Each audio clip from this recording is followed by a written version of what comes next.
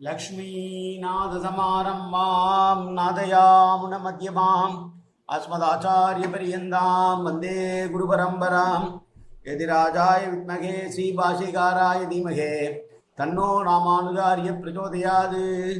ஆழ்வார்கள் திருவடிகளே சரணம். எம்பெருமானார் திருவடிகளே சரணம். ஜீயர் திருவடிகளே சரணம். யோ நித்யமச்சுதபதாம்புஜ யுக்மருக்ம व्यामोगदस्दतिधरानतृणायमेने अस्मद्गुरोर्भगवतोऽस्य दयैक सिन्धो ராமானுஜஸ்ய சரணம் சரணம் பிரபத்தியே. நீரார் கடலும் நிலமும் முழுதுண்டு ஏலார் ஆலம் விளங்கலில் மேற்குயிலந்தாய் ஸ்ரீரார் திருவேங்கட மாமலை மேயாரா முதே அடியேற் கருளாயே. எல்லாம் வல்ல ஏழுமலையான் பெருங்கருணையால் 4000 திவ்ய பிரபந்த பாசுர பதிவேற்றங்களின் வரிசையில் இன்றைக்கு 2802வது நாள் பாசுர பதிவேற்றம்.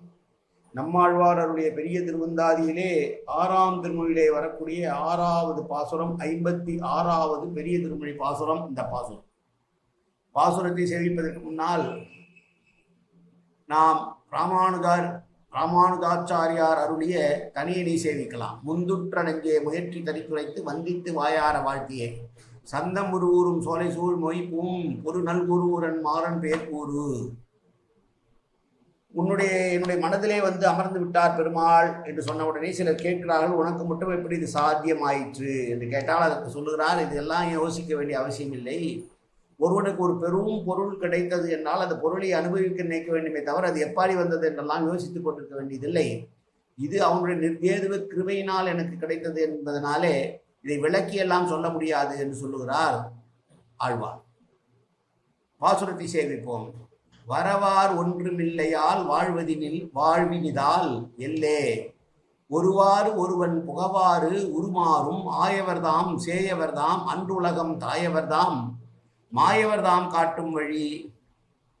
எந்த சேதானும் எத உபாயத்தாலும் பிரவேசிக்க வேண்டாதபடி தன்னுடைய சொரூபங்களை அவ்வப்போது மாற்றிக்கொள்ளுகிற கண்ணனானவனுடைய லீலையை பார்த்தால் அசுரர்களுக்கு எட்ட முடியாதவனாகவும் அதே அவனே முன்பொரு நாள் உலகங்களை தாவி அளந்தவனாகவும் ஆச்சரியகரமான சேஷ்டிதங்களை செய்யக்கூடியவனான பெருமாள் காட்டுகிற உபாயம் இந்த வழியாகத்தான் வந்தது என்று எனக்கு தெரியாது. ஆனால் அதனுடைய பலனோ மிக போக்கியமாக சந்தோஷமாக இருக்கிறது. எனவே காட்டுகிற வழி எந்த வழி என்று தெரியாவிட்டாலும் பலன் நன்றாக இருப்பதனாலே இதில் என்ன ஆச்சரியம் இருக்கிறது, அதற்கு ஆச்சரியப்பட வேண்டியதில்லை, பலன் நன்றாக இருக்கிறதே என்று சொல்கிறார். எல்லோருக்கும் அருமைப்படக்கூடியவனாக அடைய முடியாதவனாக இருக்கிறவன் உனக்கு மட்டும் எப்படி எளியவனானான் என்று சிலர் ஆழ்வாரை கேட்கிறார்கள். அதற்கு அவர் சொல்லுகிறார், அவனுடைய நிர்கேதுவ கிருபை என்று சொல்லக்கூடிய கருணைக்கு நான் எப்படி சொல்ல முடியும், அது இப்படித்தான் வந்தது என்று என்னால் நிரூபிக்க முடியாது. காரணம் எதுவாக இருந்தால் என்ன, அனுபவம் நன்றாக இருக்கிறது அல்லவா, அது போதும் என்று சொல்கிறார். ஒருவன் ஒரு ஆறு புகாவாறு உருமாறும் ஆயர்தாம் என்பதற்கு சர்வதர்மான் பரிச்சத்ய மாமேகம் சரணம் விரஜ அகம் துவா சர்வபாபேட்டு மோக்ஷயிஷ்யாமி மாய் சுச்சக என்று சரமஸ்லோகத்தினுடைய பொருளை நாம் நினைத்து பார்க்க வேண்டும். கர்மம் ஞானம் முதலிய எந்த உபாயங்களாலும் அவன் கட்ட மாட்டான். அதே நேரத்தில் அவரவருடைய காரியத்தை அவர்களுக்கு வேண்டியவனாக இருக்கும்போது அவனுக்கு வேண்டியவனாக இருக்கிற போது அவருடைய காரியங்களை தன்னுடைய தலை மீது போட்டுக்கொண்டு செய்யக்கூடியவன், அதனால் உருமாறக்கூடியவன். உலகத்தில் எவன் பலனை அனுபவிக்க வேண்டியவனோ அவன்தான் அதை அனுபவிக்க வேண்டும் என்று இருக்க, பலனை அனுபவிப்பனை வேலை செய்ய விடாமல் அவனே அதை செய்து அவனை அனுபவிக்க வைக்கக்கூடிய காரியங்களை செய்வதுதான் பெருமாளுடைய கருணை.